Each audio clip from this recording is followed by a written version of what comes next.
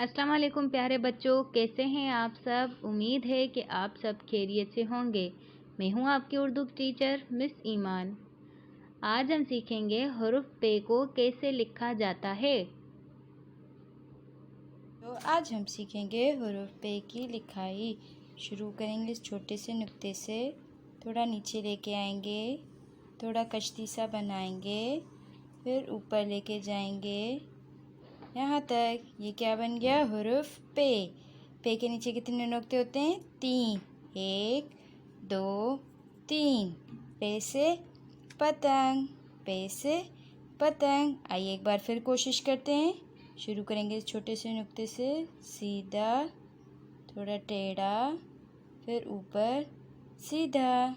नीचे नुक्ते लगाएंगे कितने? 3। 1 2 3। पे से पतंग। शुक्रिया वीडियो देखने के लिए। खुदा हाफिज़।